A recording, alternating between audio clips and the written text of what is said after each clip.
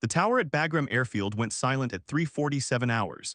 No mayday, no transponder ping, just static where Captain Nadia Kovacs' voice should have been.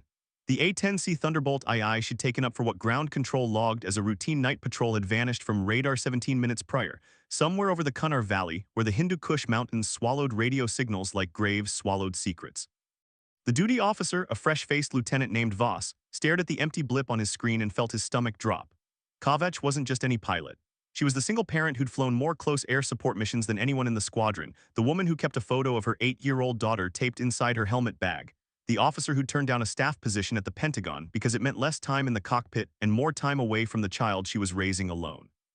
Now her aircraft was gone, and the mountains offered nothing but silence. The alert went up the chain within minutes. In the operations center, Major Duncan Reese stood over the illuminated map table, his jaw tight, watching as search coordinates spread across the terrain in red polygons. Kovacs' last known position put her near a ridgeline the locals called the Serpent's Spine, a jagged slash of rock where Soviet helicopters had died by the dozen 4 decades prior. Reese had flown with Kovacs in Iraq. He'd seen her thread an A-10 through a sandstorm to deliver ordnance danger close to a Marine unit that would have been overrun without her. She didn't make mistakes. She didn't disappear. But the screen told a different story.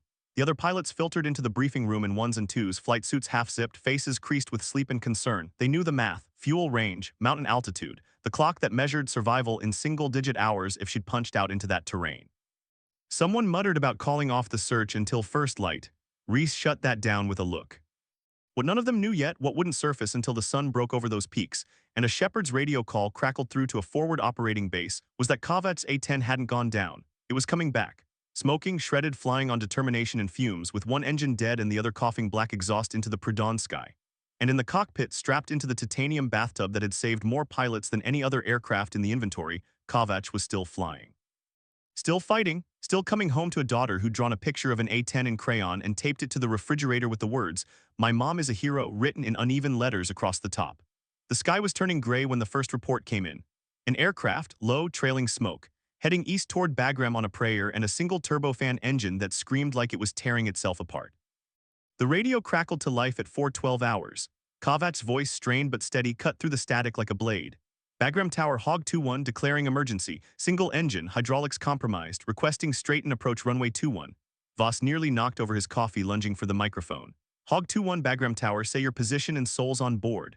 There was a pause, filled with the sound of laboring machinery and wind howling through a damaged airframe. Position 30 miles west, 1 soul, and she's got a kid waiting for breakfast. Voss felt his throat tighten. He toggled the crash alarm, and across the airfield red lights began to spin. Fire trucks roared to life. Medics grabbed their kits. In the operations center, Reese was already pulling up the approach diagram, calculating glide ratios and fuel estimates, doing the grim arithmetic that separated hope from reality. Kovacs' A-10 had taken catastrophic damage. That much became clear as she nursed the aircraft closer and tower personnel caught visual confirmation through long-range optics. The right engine was dead, its nacelle blackened and trailing vapor. Cannon rounds had punched through the vertical stabilizer, shredding the rudder into streamers of aluminum. Hydraulic fluid painted dark streaks along the fuselage. The aircraft was flying on its backup systems, on the redundancy that Sherman tanks had envied, on design philosophy that said a pilot's life mattered more than elegance. Kovacs had taken fire over the valley, that much was obvious. What wasn't obvious was how she'd survived it, kept the aircraft flying, and pointed it home when any rational analysis said she should have ejected and taken her chances with the mountains. But Kovacs hadn't built her reputation on rational analysis. She'd built it on a refusal to quit that her squadron mates sometimes mistook for stubbornness. Those who'd flown with her knew better. It wasn't stubbornness. It was love. Love for the mission, for the soldiers on the ground who needed her cannon, for the daughter who needed a mother more than she needed a medal on a coffin. The descent into Bagram was a study in controlled disaster. Kovacs called out her altitude and airspeed in clipped phrases, each word stripped of everything except information. She was down to emergency power on the left engine. Flaps were giving her partial response. The landing gear was a question mark until she'd gotten low enough to try the emergency extension. Reese stood in the tower cab now, watching through binoculars as the A-10 materialized out of the dawn haze like something from a war documentary. It looked like it had flown through hell and stolen a piece on the way out. Smoke poured from the dead engine. The aircraft flew slightly crooked, compensating for battle damage that would have grounded it permanently once it touched down. If it touched down. The runway stretched out below, flanked by foam trucks and emergency crews who'd never worked an A-10 crash before and prayed they wouldn't start today. At 200 feet, Kovacs called gear down. There was a mechanical groan audible even over the engine noise as the wheels extended and locked. Green lights on her panel, first piece of good news in an hour. She adjusted her approach angle, compensating for the asymmetric thrust, bleeding off altitude in a descent that was steeper than regulation but necessary with her limited control authority. The A-10's nose pointed at the numbers painted on the runway threshold. Her hands moved across the controls with the precision of a violinist, making constant tiny corrections that kept the aircraft tracking centerline despite wanting to yaw right into the dead engine. She thought about her daughter, about the promise she'd made before this deployment that she'd come home for the girl's 9th birthday, about the way children understood time differently, how every day away felt like a week to someone that young. She thought about the Marines she'd covered tonight, the radio call that had sent her into the valley, the troops in contact who'd needed her gun. She'd gotten them out. Now she had to get herself out. The main wheels kissed asphalt at 4:19 hours with a screech that echoed across the flight line. Kovacs held the nose high, letting the aircraft slow on the mains before gently settling the nose gear down. She was on the ground, still rolling, smoking like a locomotive but intact. She steered toward the taxiway, away from the runway, making room for emergency equipment. When she finally shut down the remaining engine and the turbine wound down into silence, the sound of fire trucks surrounding her aircraft was the most beautiful thing she'd heard in hours. She sat in the cockpit for a moment, hands shaking now that the adrenaline was fading, and let herself breathe. Outside, the canopy release handle glinted in the early light. She reached for it, pulled. The canopy rose with a hydraulic hiss, and cool morning air flooded the cockpit, carrying the smell of jet fuel and burnt metal and survival. The debrief lasted 4 hours. Kovacs sat in a conference room that smelled like coffee and stress, walking intelligence officers and maintenance chiefs through every minute of the flight. She'd been supporting a special forces team operating near the Pakistani border, routine overwatch. Then the call came, troops in contact. Taliban fighters pushing toward an isolated outpost with heavy weapons. The team needed gun runs, needed them now, needed them precise enough to hit enemy positions without fragging friendly forces dug in 70 meters away. Kovacs had rolled in without hesitation. Her first pass scattered the assault. Her second silenced a PKM machine gun nest. Her third brought her low over a ridgeline where a fighter with a Strela 2 shoulder-fired missile had been waiting for exactly that kind of opportunity. The missile punched through her right engine like a lance through silk. Alarm screamed. The aircraft yawed hard. Kovacs fought the controls, secured the dead engine, rerouted systems, and kept flying because the team below still needed her, and because quitting wasn't in her operational vocabulary. She made 2 more gun runs on one engine before extracting, each pass a calculated risk that maintenance personnel would later describe as either brilliant or insane depending on their tolerance for deviation from doctrine. The Special Forces team sent a message through channels. It arrived while Kovacs was still in debrief, printed on standard message traffic paper but carrying weight that transcended format. Hog 2-1, your gun saved 8 American lives tonight. You are welcome in our team room anytime. Respectfully, ODA 3112. Reese read it aloud. The room went quiet. Kovacs stared at the table, jaw tight, eyes bright. She'd known the stakes. She'd known what hanging around in a damaged aircraft over hostile terrain meant for her survival odds. She'd done it anyway because those 8 soldiers had families too, had people waiting, had lives that mattered every bit as much as hers. The mathematics of sacrifice weren't complicated. The execution was. Someone asked how she'd managed the asymmetric thrust on approach. Kovacs' answer was pure pilot pragmatism. You trim it out and fly the aircraft, it wants to stay in the air. You just have to help it remember how. The squadron reaction split along predictable lines. The old heads, the combat veterans who'd flown warthogs over Iraq and Afghanistan through multiple deployments, nodded with quiet understanding. They'd been there. They knew what it meant to keep flying when every instinct screamed eject, to trust the aircraft and your training and sheer bloody-minded determination. The younger pilots, the ones still learning that combat aviation was equal parts skill and will, looked at Kovacs differently now. She'd been competent before, respected for her mission count and her tactical acumen. Now she was something else. Now she was the pilot who'd brought back an aircraft that should have gone down in flames. Now she was the single mother who'd fought her way home because failure meant her daughter growing up without a parent. The story spread through the base like smoke. By noon, everyone knew. By sunset, the legend had begun its transformation, details sharpening, moment crystallizing, until the truth and the tale merged into something larger than both. Kovacs spent that afternoon in her quarters, door closed, sat on her bunk with her laptop open. The video call connected after 3 rings. Her daughter's face filled the screen, eyes wide, smile immediate. Mom, are you okay? Grandma said you had to land with a broken plane. Kovacs felt her chest tight. 8 years old and already trying to process the reality of having a parent in a combat zone, she smiled, kept her voice steady. I'm fine, sweetheart. The plane got a little hurt, but we both came home safe. Her daughter held up the crayon drawing from the refrigerator, the one with the A-10 and the uneven letters. I told my teacher you fly the toughest jet in the Air Force. She said it's not really a jet. Kovacs laughed despite herself. She's right, it's better than a jet, it's a warthog, and warthogs don't quit, her daughter nodded seriously, like you. The words hit harder than the missile had. Kavech blinked back tears she wouldn't let fall on camera. Like us, she corrected, we don't quit. They talked about school, about an upcoming field trip, about ordinary things that felt precious precisely because they were ordinary. When the call ended, Kavech closed the laptop and sat in the silence, letting the weight of the morning finally settle. The maintenance report on her aircraft read like a horror story. 47 holes from small arms and shrapnel. One engine destroyed beyond repair. Hydraulic lines severed in 3 places. Rudder surface area reduced by 60%. Flight control cables damaged but holding. Fuel tank punctured but self-sealing. The titanium bathtub around the cockpit had deflected 2 rounds that would have killed her if the A-10 had been built any other way. The chief master sergeant who oversaw the maintenance debriefing ran his hand along the damaged fuselage and shook his head in something between admiration and disbelief. Ma'am, I've been working hogs for 22 years. I have never seen one take this much damage and stay flying. You brought back a hangar queen that should be a memorial. Kavech looked at the scarred metal, at the evidence of violence, absorbed and survived. She got me home, she said quietly. That's all that matters. The chief nodded. We'll fix her, but she's going to wear these scars even after we patch the holes. Some things you can't erase. Kavech understood. Some scars were supposed to show. The weeks that followed brought a rhythm that felt both routine and surreal. Kavech flew again in a different aircraft while hers underwent repair. The missions continued: Overwatch, close air support, shows of force. The war didn't pause for individual heroics or near-death experiences. It ground forward with mechanical indifference, consuming fuel and ordnance and youth with equal appetite. But something had shifted in how the squadron moved around her. The jokes in the ready room had a different edge now, less teasing and more camaraderie. The ground crews treated her aircraft with particular care, as if personal investment had replaced professional obligation. The other pilots asked her for advice on emergency procedures, on staying calm when systems failed, on the mental calculus of risk versus mission. Kavech answered honestly. You do the job until you can't, then you do it a little more, then you go home. It wasn't poetry. It was practice. It was the distilled wisdom of someone who'd learned that survival and success weren't always the same thing, but refusing to choose between them was an option. Her call sign had been Duchess before the Valley. It was a holdover from flight school, some long-forgotten joke about her last name and Eastern European nobility. After the Valley it changed. Call signs usually did when something significant happened, when a pilot earned a new name through action rather than accident.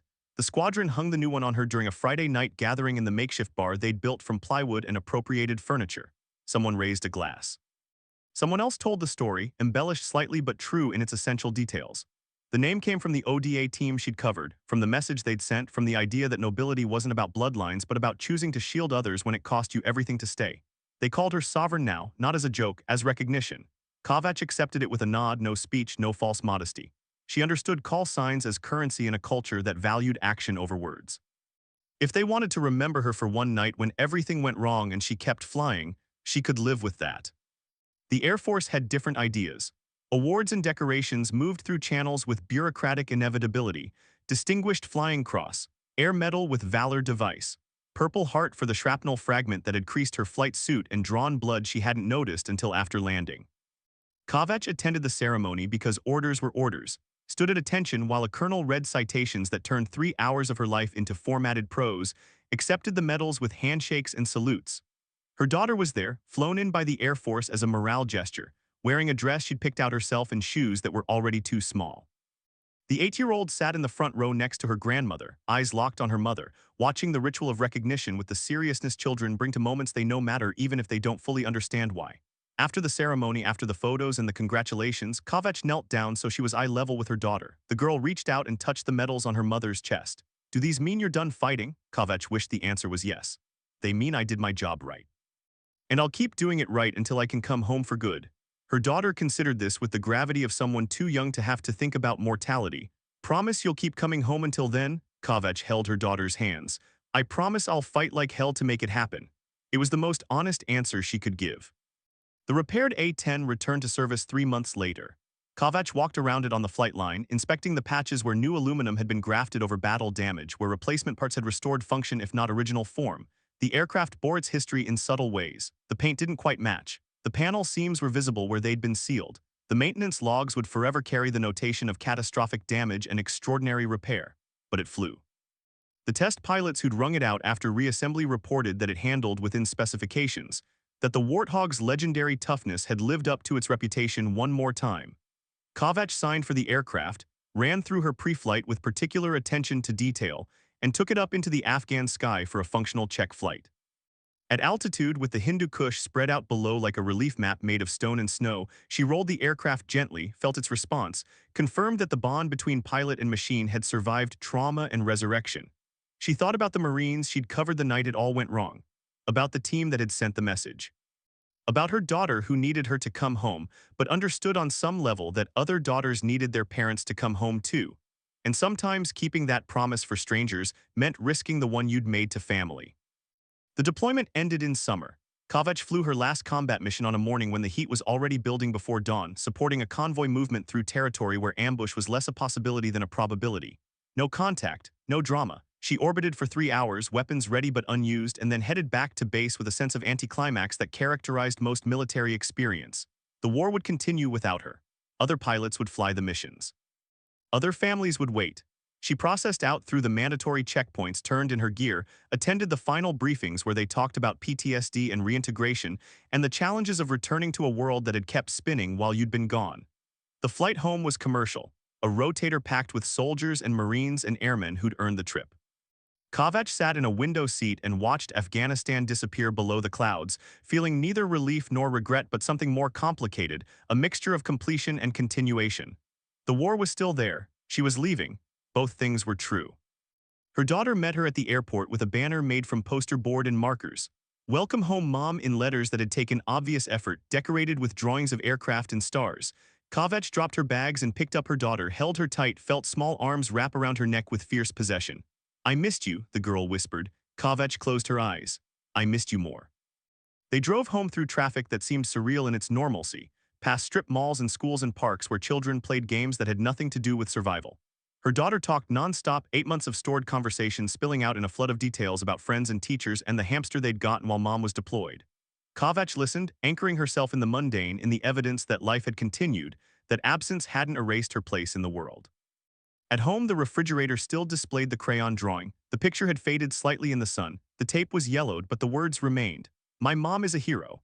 Kavach stared at it while her daughter showed her the hamster's cage and explained its elaborate backstory. Hero. The word felt heavy and hollow simultaneously. She'd done her job, she'd come home, maybe that was enough.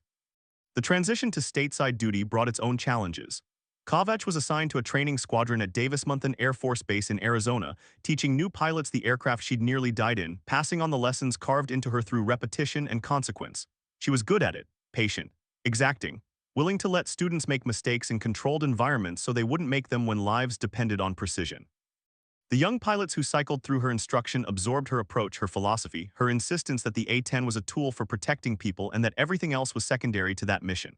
Some of them would deploy. Some of them would face their own valleys and choices between safety and duty. She couldn't protect them from that, she could only prepare them. The work was satisfying in ways different from combat. No adrenaline, no immediate life-or-death stakes. But impact that rippled outward, pilots who flew better and safer because she'd taken the time to teach them right. Her daughter thrived in the stability, regular school, consistent bedtime, a mother who came home every night and helped with homework and attended parent-teacher conferences. The normalcy felt fragile at first, like something that might shatter if examined too closely. But it held. Weeks became months. Months became routine. Years passed before the full story surfaced. An embedded journalist who'd been with the Special Forces team that night in the Valley published a long-form piece about close air support and the pilots who provided it. The article featured Kavach prominently, interviews woven with declassified mission reports and testimony from the soldiers she'd covered. The piece described the tactical situation, the missile hit, the decision to stay on station with a dying aircraft because the team below needed her more than she needed to eject. It quoted the team sergeant, "We knew she was hit. We could hear the engine failure over the radio. But she kept making gun runs, kept putting steel on target, kept our asses alive. That's not training, that's character." The article went viral in military circles, then broader. Kavach's phone began ringing with interview requests she declined. Her squadron commander forwarded speaking invitations she ignored. She'd done her job. The story was already told. What more needed saying? But her daughter read the article, old enough now at 14 to understand what her mother had done, what she'd risked, what she'd chosen. They talked about it one evening after dinner, mother and daughter at the kitchen table while the dishes waited. Her daughter asked the question that had waited years to form properly. "Were you scared?" Kavach considered lying, decided against it. Terrified, but scared and effective aren't opposites. You can be both. The A-10 she'd brought back from the Valley was eventually retired. not from the damage which had been repaired but from airframe hours accumulated over decades of service. The Air Force had a ceremony, a formal acknowledgement of aircraft that had served with distinction. Kovac attended in dress blues, watched as maintenance personnel towed the Warthog to its final parking spot at the boneyard. The aircraft looked smaller on the ground, stripped of munitions and fuel, just metal and memories now. But the scars were still visible if you knew where to look. The patches, the replacement panels, the evidence of violence absorbed and overcome. A historian asked Kovac if she wanted to say anything for the record. She stood there looking at the aircraft that had saved her life by refusing to quit, at the machine that had flown on one engine and determination, because that's what warthogs did. "It brought me home," she said finally. "That's all any pilot can ask from their aircraft. We were lucky to have each other that night." The historian seemed to want more, some profound statement about courage or sacrifice or the bond between pilot and machine.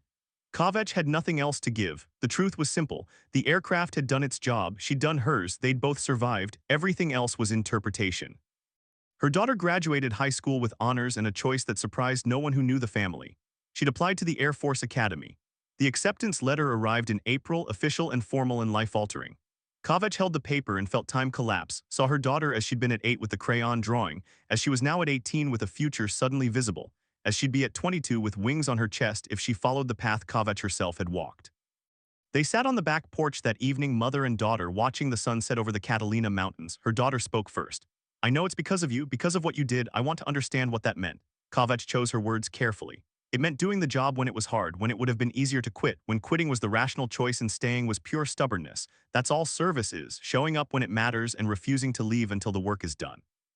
Her daughter nodded. "I can do that." Kovac believed her. The girl had learned from watching, from waiting, from understanding that some promises took years to fully keep.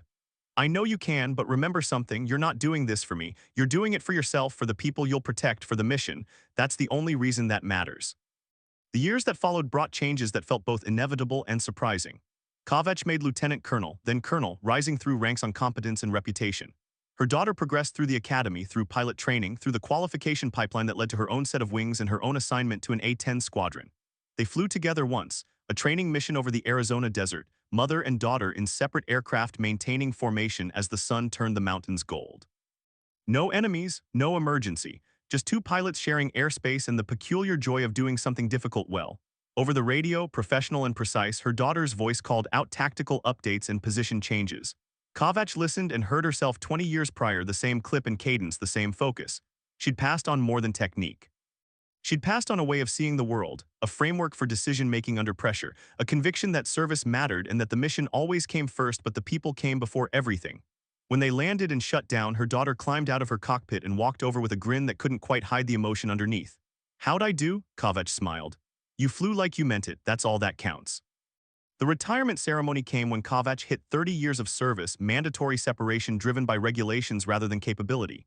She could have pushed for an extension. Her record justified it. But her daughter was deployed now, flying the same missions over different terrain, and Kovac understood that some cycles needed to complete themselves.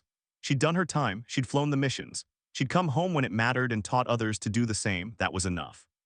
The ceremony was held at Davis-Monthan on the flight line where she'd taught countless students, with a restored A-10 parked behind the podium as a symbolic backdrop. The wing commander read her record, missions flown, combat hours, decorations, the dry accounting of a career reduced to statistics. Then the Special Forces sergeant from the valley stood up. He was older now, retired himself, but he'd flown in for this. "Colonel Kovac saved my life and the lives of 7 men I consider brothers. She did it by refusing to quit when quitting was the smart play. She stayed when she should have run because we needed her more than she needed to be safe. That's not courage, that's love. And I'll be grateful for the rest of my life that someone loved the mission and the men enough to risk everything." The applause was long and genuine. Kovac stood at attention, eyes forward, throat tight, thinking about the night that had defined so much. About the daughter watching from the crowd in her own flight suit now. About the circle of service that bound them together across generations and deployments, and all the moments when easy and right diverged, and the choice defined everything that followed. Afterward, in the quiet of her empty house with the uniform hung up for the last time, Kovac sat at the kitchen table with a cup of coffee and looked at the refrigerator. The crayon drawing was long gone, replaced over years by magnets and photos and the accumulated debris of life. But she remembered it. Remembered the uneven letters and the child's certainty that her mother was a hero. She wasn't sure about hero. That word still felt too large, but she'd been there when it mattered. She'd stayed in the fight when the fight needed staying. She'd come home to a daughter who'd learned that showing up and not quitting was its own form of courage. And she'd passed on the lesson, watched it take root, seen it flower in a new generation of pilots who flew because someone needed them to, and because the mission mattered more than comfort or safety or fear. The sky outside her window was darkening, stars beginning to emerge over the desert. She thought about all the missions she'd flown, all the nights she'd come home, all the times the aircraft had held together just long enough. She thought about the valley and the smoking engine and the choice to stay. And she thought about her daughter somewhere over the Atlantic right now, flying toward her own deployments in her own valleys and her own moments when staying would be harder than leaving. The coffee was cold. The house was quiet. The war continued somewhere without her. And that, Kovacs realized, was exactly right. You did your part, you passed it on. You trusted the ones who came after to carry the weight, then you let go and trusted they'd learned enough to find their way home. She stood, rinsed the cup, and walked to the window. Above, the stars wheeled in their ancient patterns. Below, the desert held its silence. And somewhere between earth and sky, pilots were flying, staying in the fight, refusing to quit, just like she'd taught them, just like she'd done. Just like the mission required, always.